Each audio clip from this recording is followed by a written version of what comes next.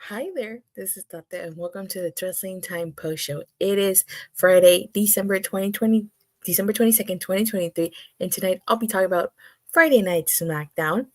How do you guys like my new little overlay? I made this myself.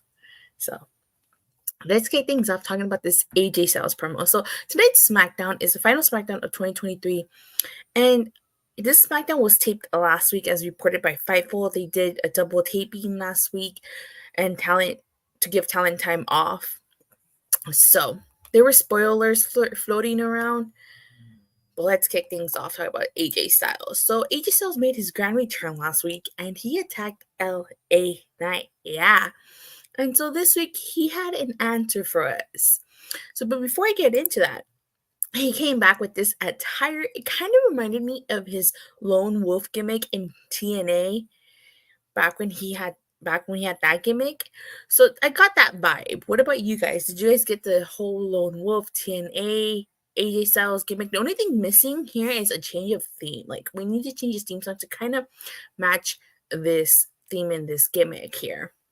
But I actually kind of dug it. And I was not expecting to see this gimmick here in the WWE, but it seems that's what they're going for. Okay. So he was talking about how him and Randy Orton and LA Knight all want Roman Reigns. But he says he's number one when it comes to Roman Reigns, and he wants Roman Reigns at Royal Rumble. If you guys remember, like, the Bloodline is the reason why AJ Styles got taken out 3 months ago, and why LA Knight pretty much took AJ Styles' place. Like, he took his spot in a tag team match, and he took the match with Roman at Crown Jewel. So LA Knight, comes out, and eventually Randy Orton comes out too. And basically, like, LA Knight makes a point that, the Bloodline took out Randy Orton, they took out AJ Styles, but they didn't take him out. And so Nick Aldis also comes out, and to settle this at New Year's Revolution, it will be AJ Styles versus LA Knight, versus Randy Orton, with the winner facing Roman Reigns at the Royal Rumble. And AJ Styles basically has like this whole, if you get in his way, he's going to take you out. He let them know that if anybody gets close to the ring during this match, he's also going to take them out. So again, like I said, I'm really digging this new persona of AJ Styles here. And I'm really looking forward to that triple threat match. I was about to say three-way. A triple threat match at New Year's Revolution. I cannot wait. I honestly, like, I know there's a match to be made between Randy Orton and Roman Reigns and AJ, in this version of AJ Styles versus this version of Roman Reigns. But I don't know about y'all, but I want to see a four-way. Give me a four-way at the Royal Rumble. Give me Roman Reigns versus LA Knight.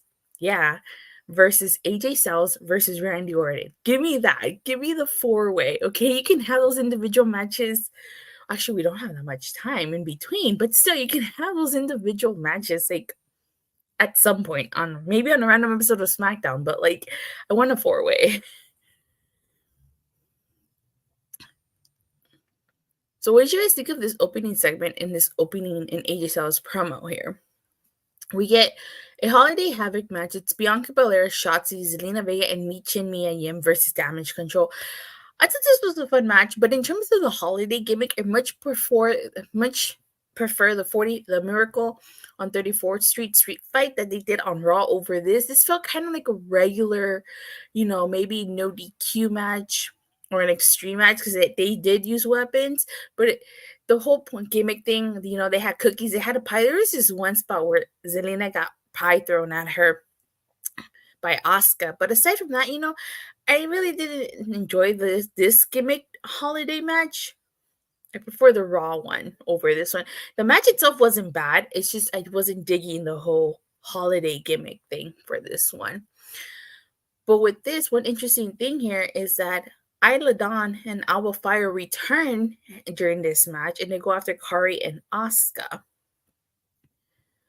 And this allows Mia Yim to put Io Sky through a table, and so the team of Bianca Belair, Zelina Vega, Shotzi, and Mia Yim are victorious. So things are not looking good for Damage Control, and I'm not a fan of them losing. Ever since the Karzan came back, they've been losing. I'm not a fan of that. I still think they should have won a War Games. I get that the storyline that they're telling is that they're going to kick Bayley out of the group, but we gotta move past them from losing, and they come on to keep losing. If you're gonna reestablish Damage Control and rewrite the wrongs, they have to start winning here, people. You can't have them lose. But I get it. They're trying. It's gonna lead to Bayley getting thrown out of the group she created, just like Edge. But what do you guys think of this match? Let me know in the live chat or in the comment section. All right, we get 2 Bloodline segments. So in the first one, Roman Reigns asking Paul Heyman to bring Nick Aldis to him. And like Paul Heyman is trying to like brief Roman Reigns on who Nick Aldis is, but like Roman Reigns doesn't care. He wants to talk to Nick Aldis. So in the second Bloodline segment, like Nick Aldis shows up and he tells Paul Heyman to leave him. And one of the things I really like, what is the interaction between Roman Reigns and Nick Aldis? Like Nick Aldis was not intimidated by Roman Reigns at all, which is a huge contrast to Adam Pearce. Like he even mentions how Adam Pearce was like a middleman in management and he was a general manager. Really like the fact that like Nick Aldis did not take Roman shit here, because Roman, asked, okay, who, if he booked a triple threat match and he booked Solo versus AJ, and Roman makes it a point to say that he would like it better if Nick Aldis ran that by him. But Nick Aldis put his foot down, and I really like that. Like he let Roman know that he was not gonna take his shit, and that he was gonna make the decisions. Nick standing up to Roman was great. Yeah, I agree. It was great. So he mentions how Solo Sikoa took care of John Cena. Like, Solo Sikoa basically sent John Cena back to Hollywood. And he makes a point that Roman Reigns didn't take care of John Cena the way Solo Sikoa did. Do you guys remember, like, not even Roman manhandled John Cena that way? I was there at No Mercy 2017. I was there at SummerSlam 2021. And Nick Aldis basically says that he hopes that they get to know each other better. So, like I said, this was a really cool interaction. I want to see more interactions between Roman Reigns and Nick Aldis. And like at the end of this interaction, like you could tell Roman Reigns was really mad just by like the way he was looking. He was just so pissed off that Nick Aldis did not, I guess, acknowledge him, so to speak. Okay. We get the U.S. title contender tournament semifinal. Let me see. Roman versus Nick Aldis when he was NWA champion would be a tough match to call. Ooh, yeah, definitely. It's Kevin Owens versus Carmelo Hayes. So last week, Carmelo Hayes made his main roster debut. I was honestly impressed by Carmelo Hayes. I was impressed with what I saw. I want to see more of Carmelo Hayes. I guess that would mean I'd have to start watching NXT. Does anybody have like a Carmelo Hayes match they'd recommend for me? Especially since I don't watch NXT. Like, what matches would you recommend? Especially if I want to see more of him. But I thought this was a good match last week. His debut, I thought that was great. I really like the pop-up power bomb, the swanton bomb, and then the stunner to Carmelo Hayes that Kevin Owens did to him. And Kevin Owens was victorious. And at the end, he lifted Carmelo Hayes and shook his hand, which shows Kevin Owens is acknowledging him and like showing him respect. I actually really like that detail. It seems like they're trying to test the waters here with Carmelo Hayes on the main roster. Like last week, Carmelo Hayes, like Kevin Owens, though, he wasn't gonna like sucker punch him like he did Austin Theory and Grayson Waller. So maybe if Carmelo Hayes comes to the main roster, they'll continue the storyline. But I think he's probably gonna go back to NXT after this. But what did you guys think of this match and of Carmelo Hayes? So Mia Yim and the OC approach AJ Styles and say that they haven't heard from him. And Carl Anderson's asked if they're good, and Styles shoots it back and says, "Are they?" So I'm going to talk more about this when I get to the main event, but I have some stuff that I have to follow. But I have to talk about the main event first because it plays into that. So we get a Karrion Kross Vignette, and he mentions the authors of pain, and not only that, but we also get this image here. You could see that's the authors of pain, and that's Paul Ellering here. So maybe they're gonna form a stable. What do you guys think of the potential return of the authors of pain? So Fightful Select reports that the authors of pain, aka AOP, are planned for a return to WWE soon. Specifically, we're told that the working plan for them as of now is for them to appear on SmackDown. Though that could always change. Those that we spoke to said that Paul Ellering has been expected to join the two, which has long been an important factor to them. So as we remember, people, when they came to the main roster, Paul Ellering was not with them the first time around. They were paired with Seth Rollins, and I guess that pairing didn't really work out with them. So very curious to see what the authors of pain do on the main roster this time around with Paul Ellering, especially because they were such a good combination back in NXT during the Black and Gold era. So very curious to see how that plays out, especially with Karrion Kross. Like, they gotta reestablish Karrion Kross here. I mean, homeboy, he came back hot and then he just sizzled down. He's pretty much been on a losing streak. He went MIA from TV. Let's see what they do with this stable here. But if this stable fails and or doesn't live up to expectations, then I think Karrion Kross is done for. We get the United States U.S. Title Contender Tournament Semifinals is Bobby Lashley versus Santos Escobar. Now, I have to say, Santos Escobar, I feel like with this, they're kind of just stalling until Rey Mysterio gets back, and I'll tell you why. So I thought this was a good match. Santos Escobar won because he got a handful of tights, okay? At some point, Escobar was doing the double knees and stuff to Lashley, but then masked men came out and they attacked the Street Profits, and those masked men ended up being Los Lotharios, Angel Garza, and Humberto Carrillo. And Escobar, if you hear very closely, he calls him La Familia Verdad. Or actually, no, he calls them La Verdadera Familia, which means the real family. So it seems to me like they're going to form a faction here. And I feel like Joaquin Wilde and Cruz de Toro are going to probably stick with Rey Mysterio. But again, maybe they put Santos Escobar in this U.S. tournament so that they can stall until Rey Mysterio gets back. I honestly think he's going to lose to Kevin Owens. I don't see Santos Escobar beating Kevin Owens and then going on to face Logan Paul for that U.S. title. I'd be shocked if that's the outcome. I honestly think Kevin Owens is going to beat Santos Escobar here and then go on to face Logan Paul. But what kind of combination? So are they going to bring up Elektra Lopez here? I was going to say Elektra Nachos, from Daredevil.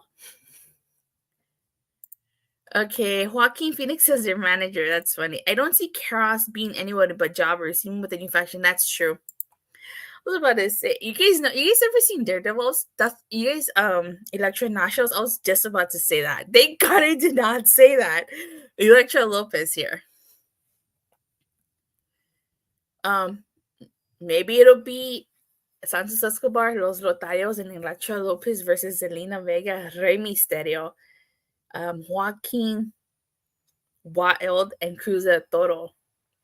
So maybe that's where we're going here. But I think the end goal is just to do Rey Mysterio versus Santos Escobar again. Because clearly their storyline is not over.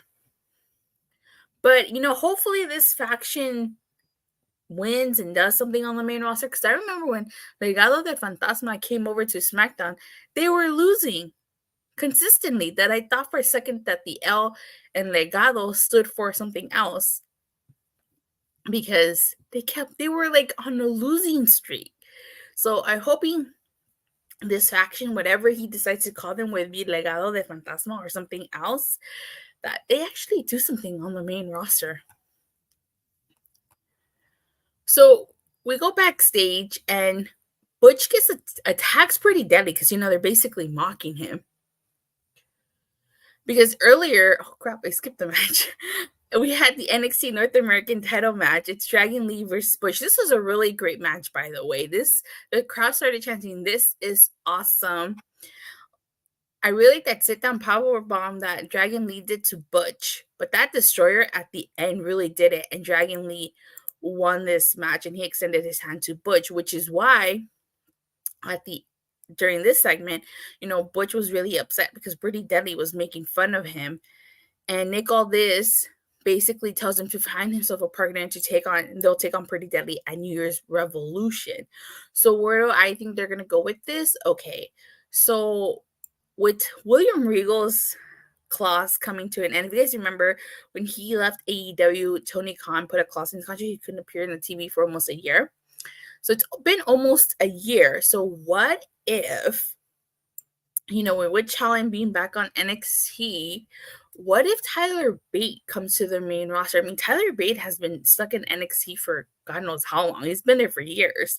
So what if they come up to the main roster and you get William Regal to be their manager? You get like a whole British stable here. I think that would make for a pretty cool faction.